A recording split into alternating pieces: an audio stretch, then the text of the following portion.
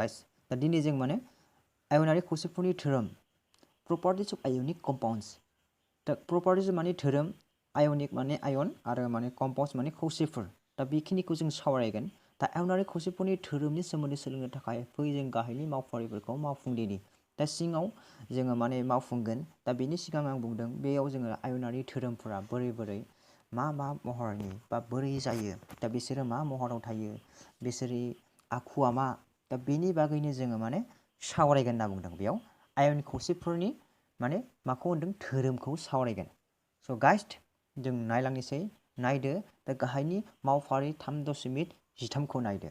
3.13आव मा होदों जोंहा नाय बिगियान आनजादसालिनिफ्राय सडियाम क्लराइड पटासियाम आयडाइड बेरियाम क्लराइड जायखिजाया संख्रिनि नमुना ला दा जोंखौ मोनथाम नमुना लानो होबाय बेफोर संख्रिफोरनि महरारि थाथाया मा आरो बिसोरनि संख्रिफोरनि महरारि थाथाया मा रोखोमनि बेखौ जोंखौ सोंदों दाना गंसे धातुनि दाब्लां सामुसआव एसे बिबांनि नमुना ला आरो अरसालायाव थोंजोङै फुदुं सावगारि 3.7आव होनाय बायदि जोंखौ मा खालामदों फुदुंनो थिनदों दा बेखिनिबो जाबाय दा नायदो गुबुन नमुनाफोरखौ लानानै खालामफिन आरो गुबुन नमुनाफोरखौ लानानै जोंखौ मा फिनदो खालामफिननो थिनदों दाना नों मा नुनो मोनदों आरो बिनि फिनजाथायाव मा जादों बेखौ सोंदों नमुनाफोर अरसालायाव माबाफोर गाब दिन्थिदों नामा आरो बै नमुनाफोरा अरसालायाव माबाफोर गाब दिन्थिदों नामा बेफोर खौसेफोरा गलिदों नामा आरो बेफोर खौसेफोरा गलिदों नामा सोंदों दाना नमुनाफोरखौ दै पेट्रल आरो केरासिनाव गलिहोनो नाजा नमुनाफोरखौ मायाव गलिनो होदों दै पेट्रल केरासिन बेफोराव मा होनो होदों गलिहोनो होदों जोंखौ दाना बोरै गलिहोनो होदों दाना माने बिसोरो गलिदों नामा सोंदों ओमफ्राय सावगारि 3.8आव दिन्थिनाय बायदि मोनसे समखोन्दोआव बानायनाय आरो मोनसे संख्रिनि गलिलायाव इलेक्ट्रडफोरखौ गोदोहोना लाखि बे सावगारि 3.8आव थानाय बायदि जोंखौ खालामनो होदों ओमफ्राय नाय जोङो बोरै गोलोहोदों बे सावगारिफोरखौ नायग्रो बेनि उनाव मिथिगोन जोङो नों मा नुनो मोनदोंमोन दा बे जानाय समाव नों मा नुनो मोनदों सोंदों जोंखौ गुबुन संख्रिनि नमुनाफोरखौ बेबायदि रोखोमै आनजाद खालाम बेफोर खौसेफोरनि आखुनि सोमोन्दै नोंनि आनजादा मा दा बेफोर गुबुन मा होनदों संख्रिफोरनि नमुनाफोरखौबो बे रोखोमैनो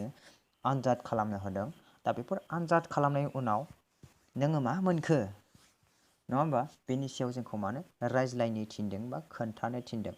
दा जियान गाइस दा जों बेनि नमुनाफोरखौ डायग्रामनि गेजेरजों सावरायगोन दा डायग्रामाव मा दङ जों नायग्रोनि दा डायग्रामाव मा दङ मा गैया बेखौ नायनो थाखाय थियारि जादों फै जों दानिया 3.7नि मा दिन्थिदों बेखौ जों नायनोसै दा बे सावगारिनि गेजेरजों नोंथांमोना नुदों नङा होमबा दा बे सावगारियाव माने 3.7नि सावगारियाव जों मोनो बेजों बे आखाइजों सावनाय मोनसे सामसखौ नुदों बेखौ जों सिगाङाव लानो होदों बेनि उनाव नमुना थानाय दाब्लां सामुस बे खोनाखौ मा होनदों नमुना थानाय दाब्लां सामुस ओमफ्राय बेनि उनाव जों आखाइजों हमदों बेनि उनाव बेखौ मा होनो बार्नार बे बाथिखौ जों बार्नार होनो ओमफ्राय बेखौ जों माने बेयाव बारायनाय खमायनाय बे नैबे सिङाव थानाया बेखौ बारायनाय खमायनायनि थाखाय जों बाहायनो हायो इउस खालामनो गेसजोंबो सावो ममजोंबो सावनाय जायो बेखौ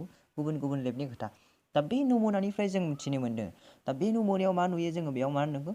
बेयाव जों अर सावबाय थानाय समाव बे संख्रिया गलिनानै जोंहा मा नुदों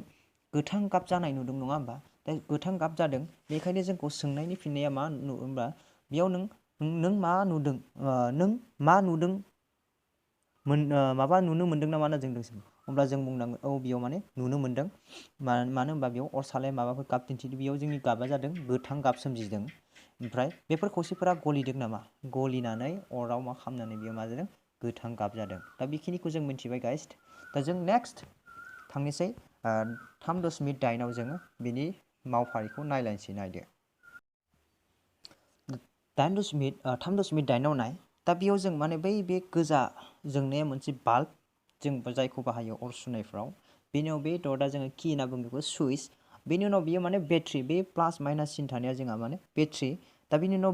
बिकारनि उनाव ग्रेफाइट बिथु होदों बेखौ बेनि उनाव आनजाद खालामनाय माने संख्रिनि गलिलाव बेयाव सडियाम क्लराइड होदों दा बे आनजाद खालामनायनि गेजेरजों सडियाम क्लराइडजों प्लास माइनास समान जानानै जों माबा मोनसे एट्राक्सन जानो हायो ना हाया दा नायदों जुदि प्लास माइनास जमा जानानै जुदि संख्रिया माने बिसोरो प्लास माइनास बा जोंहा माने मोननैजों माबा मोनसे रिएक्सन जायो नङा होमबा जुदि सडियाम आरो क्लराइडजों माने गोरोबलायनानै जोंहा जुदि बाल्बखौ जुदि फोजोंनो हायोब्ला जों थारैनो मिथिगोन बेयाव संख्रि नमुना बेबायदि रोखोमै आनजाद खालामना नायनायाव जों माने बिनि आखुनि सोमोन्दै जों माने मोनसे मुवाखौ माने जोंखांहोदों बाल्बखौ जोंखांहोदों दा बे नमुनानिफ्राय जों मिथियो माने बे जों सोंदों 3.8आव दिन्थिनाय बायदि मोनसे संख्रान्थाय बानाय आरो मोनसे संख्रिनि गलिलाव इलेक्ट्रनफोरखौ गोदो होना लाखि नों मा नुनो मोनदोंमोन गुबुन संख्रिनि नमुनाफोरखौ बेबायदि रोखोमै आनजाद खालाम दा जों बे आनजादनिफ्राय मिथियोदि बेसोर मोननैजों प्लास माइनास माने सडियाम आरो क्लराइडजों इलेक्ट्रन्स रानलायलायनानै चार्ज जादों आरो चार्ज जानानै माने बिसोरो माने इलेक्ट्रन्स माने फोरखौ बोहैदों इलेक्ट्रननि बिनि दाहारा चार्ज जानानै बोहैदों आरो बोहैनानै गंसे बाल्बा जोंखांदों दा बेनिफ्राय जों मोनथिनो मोनो बिसोर मोननैजों गोरोबलायनानै मोनसे चार्ज सोमजिहोनो हायो दाना जों गुबुन मोनसे बिनि थखलाय 3.4नि थखलायखौ जों सावरायदों दाना बेयाव माने आवलि सिमानि गलिनाय बिन्दो आरो माने गोदौनाय बिन्दोखौ जोंनो होदों सडियाम क्लरिननि जोंनि माने गलिनाय बिन्दोआ बेसेनो 1.074 के ओमफ्राय गोदौनाय बिन्दोआ 1.686 गोदौनाय बिन्दोआ ओमफ्राय लिथियाम क्लराइडनिया बेसे 887 ओमफ्राय बिनि गोदौनाय बिन्दोआ 1.000 आरो मोनसे दं आयनारि खौसेफोरनिनो केलसियाम क्लराइडनिया बेसेनो गलिनाय बिन्दोआ 1.045 आरो बिनि गोदौनाय बिन्दोआ जोंहा 1.900 बेनि उनाव जोंनो केलसियाम अक्साइडनिया बेसेबां होदों जोंहा 2.850 गलिनाय बिन्दोआ आरो बिनि गोदौनाय बिन्दोआ जोंहा बेसेनो 3.120 आरो मोनसे बाव आयनारि खौसेफोरनि मेग्नेसियाम क्लराइडनि गलिनाय बिन्दोआ बेसेबां 981 आरो बिनि गोदौनाय बिन्दोआ बेसेबां जोंहा 1.685 दा जों बेनि माने बेखिनिखौ सावरायबाय बेनि उनाव जों महरारि आखु बा गलिनाय बिन्दो बेनि बागै जों सावरायगोन सिङाव जों सावरायनोसै दाना नों गाहायाव होनाय आयनारि खौसेफोरनि सरासनस्रा धोरोमफोरखौ नोजोर होबाय जानांगौ दा जों माने गाहायाव होनाय मा नांदों सरासनस्रा धोरोमफोरखौ जोंथ' नोजोर होबाय नङा होमबा आयन जालायनोबा जों माने मोननैजों माने शेयार खालामनांगोन रानलायनांगोन जेब्ला जोङो माने सडियामनि मोनसे बारा जानायखौ क्लरिननि मोनसे हरलायबा बिसोर रानलायगोन अब्ला जों मा जागोन जेब्ला थांगोन अब्ला जों आयन जागोन दाजाबथाय आयन जेब्ला हरलायगोन दाजाबथाय आरो जेब्ला लागोन दानख'थाय आयन थिग बेबायदिनो बेनि सावरायनोसै जों फै से नाम्बाराव होदों महरारि आखु आयनारि खौसेफोरा गथा आरो एसे गोरा मानोना दाजाबथाय आरो दानख'थाय आयनफोरनि गेजेराव गोख्रों बोगथाबलायनाय बोलो दं बेफोर खौसेफोरा सरासनस्रायै गेस्रेम आरो नारथाय होयोब्ला थुख्रा थुख्रायाव बायलाङो मानो महरारिफोरा बिसोरनि महरारिफोरखौ जों सावरायनो बेयाव माने आयनारि खौसेफोरा माने गथा आरो एसे गोरानो मानो होनना बुङोब्ला मा नुदों दाजाबथाय आरो दानख'थायनि थाखाय गेजेराव बोगथाबलायनाया माने गोख्रों जायो थिग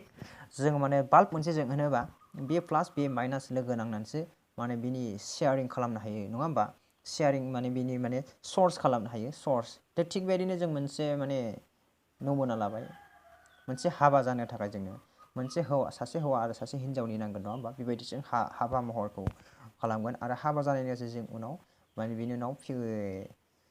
गावनि जोलै रेगा गालाङो थिग बेबायदिनो आरो बेयावबो इलेक्ट्रन्सनि गेजेरावबो माने बेजों सानैजोंबो जुदि अरजाबलायोबा बे मोननैजों गोरोबलायनानै जों माने बाल्ब मोनसे फोजोंनो हायो सक्ति ओंखारो थिग बेबायदिनो आरो बिसोरो मानो गोख्रों बोगथाबलायो बेबायदि बोगथाबलायनो गोनां जायो नङा होमबा मोननैजों समान समानै थिग बेबायदिनो बेफोर खौसेफोरा सरासनस्रा गेसेम आरो नारथाय होयोब्ला थुख्रा थुख्रायाव बायलाङोनो नाय बिनि 2 नाम्बारनिखौ नाय गलिनाय आरो गोदौनाय बिन्दो होनाय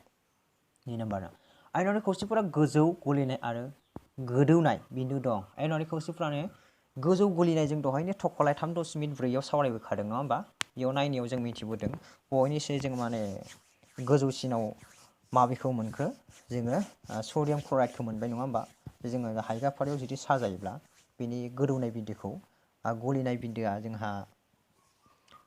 मायाव थाहैबाय केलसियाम अक्साइडआ थाहैबाय दा जियानो जा बेनि मानोना इसिं आयनारि बोगथाबलायनाय गोख्रोंथिखौ सिफायनो थाखाय खम बिबांनि सक्ति गोनां जायो आरो बिसोरनि इसिङारि आयनारि बोगथाबलायनायखौ सिफायनो थाखाय खम बिबांनि मा गोनां जायो सक्ति गोनांथि जायो 3 नाम्बाराव नाय मा होदों गलिग्राथि इलेक्ट्र अरजाब खौसेफोरा सरासनस्रायै दैलाव गलियो आरो केरासिन पेट्रल आरि गलिग्राफोरा गलिया माने इलेक्ट्रन अरजाबग्राफोरा सरासनस्रायै दैयावसो गलियो नांदों नाथाय बिसोर माने केरासिन पेट्रल आरिफोराव गलियानो मिथिबायना दा बेखिनिखौ जों मिथिबाय माने इलेक्ट्रन्सफोरा जोङो माने अरजाबग्राथिफोरा माने इलेक्ट्रन्स माने मोब्लिब दैदेननो अरजाबग्राथिया गलिग्राथिया माने दैयाव गलियो नाथाय केरासिन पेट्रलफोराव बा गलिग्राफोराव गलियानो। दाना मोब्लिब दैदेनथाय मोनसे गलिलावनि गेजेरजों मोब्लिब दैदेनथाया चार्ज मोननाय सेरेबफोरनि बिथिं खारथिंनायजों सोमोन्दो दं। दैयाव मोनसे आयनारि खौसेनि गलिलाव आयन थायो जाय गलिलावनि गेजेरजों मोब्लिब थाङोब्ला उल्था इलेक्ट्रडफोरनि फारसे खारो। गथा थाथायाव नाथाय आयनारि खौसेनि गेजेरजों मोब्लिब बोहैया मानोना बिसोरनि गोरा दाथायनि थाखाय गथा दाथायाव आयनारिफोरनि खारथाया जाथावा। नाथाय गलिनाय थाथायाव आयनारि खौसेफोरा मोब्लिब दैदेनो। बियो गलिनाय थाथायाव जाथावो जिहेतु बिदुंनि थाखाय उल्था चार्ज मोननाय आयनारिफोरनि गेजेराव जानाय बोगथाबनायनि मोब्लिब थादोमारि बोलोफोरा गैया जायो। बेबादिनो आयनफोरा उदाङै गिदिङो आरो मोब्लिब दैदेनो। दाना जोंखौ बेयाव मा होनदों मोनसे गलिलावनि गेजेरजों मोब्लिब दैदेनथाया चार्ज मोननाय सेरेबफोरनि खारथिंनायजों सोमोन्दो दंनो बिसोरनि खारथिंलायनायजों सोमोन्दो दं। दैयाव मोनसे आयनारि खौसेनि गलिलाव आयन थायो। दैयाव मोनसे आयनारि खौसेनि गलिलावआव मा थायो आयन थायो जाय गलिलावनि गेजेरजों मोब्लिब थाङोब्ला उल्था इलेक्ट्रडफोरनि फारसे खारो। जाय माने बे थाङोब्ला माने उल्था इलेक्ट्रडफोरनि आयन माने फारसे खारो होनना बुंदों। गथा थाथायाव आयनारि खौसेफोरा माने मोब्लिब बोहैनो हायानो मानोना बिसोर गोरा दाथायनि थाखाय गथा थाथायाव आयनारिफोरनि खारथाया जाथावा। बिसोर जुदि गथा थाथायाव थायोब्ला आयनारि फोरनि खारथाया जाथावा बा खारनो हाया बेनि थाखाय बुंदों। नाथाय गलिनाय थाथायाव आयनारि खौसेफोरा मोब्लिब दैदेनो। जेब्ला बिसोर गलिलायगोन गलिनानै मा जागोन मोब्लिबफोरा अब्लासो मा जागोन दैदेन बा खारनो हागोन होनना बुंदों। दैदेनो खौसेफोरा मोब्लिब दैदेनो आयनारि खौसेफोरा मोब्लिब दैदेनो नाथाय गलिनाय थाथायावसो बिसोर मोब्लिबफोरा बा खौसेफोरा मोब्लिब दैदेनो बुंदों। बे गलिनाय थाथायाव जाथावो आरो जेब्ला बियो गलिगोन अब्लासो जागोन जिहेतु बिदुंनि थाखाय उल्था चार्ज मोननाय आयनफोरनि गेजेराव जानाय बोगथाबनायनि मोब्लिब थादोमारि बोलोफोरा गैया जायो। बेबायदि आयनफोरा उदाङै गिदिङो आरो मोब्लिब दैदेननो हायो। स' थेंक्स गाइस दा बेखिनिखौ मोनथिदोंबा आरो जुदि इयुननि क्लासखौ जुदि नांगौब्ला लाइक साबस्क्राइब शेयार खालाम कमेन्ट खालाम बेबायदि क्लासखौथ' फैबाय थागोन। दा नोंथाङा बेसेबां शेयार खालाम नोंथांमोननि लोगोआव दा मेन टपिक्स बिदिनो सावरायगोन कुइसनखौबो सावरायगोन बेनि उनाव जों मोनसे फोजोबगोन। दा जोङो नै सेप्टारखौ फोजोबग्रोनोसै बेनि उनाव सिगांनिफ्राय फैफिननोसै। स' थेंक्स भिडिअखौ मोजां मोनदोंब्ला लाइक साबस्क्राइब शेयार खालाम कमेन्ट खालामनो दाबाव।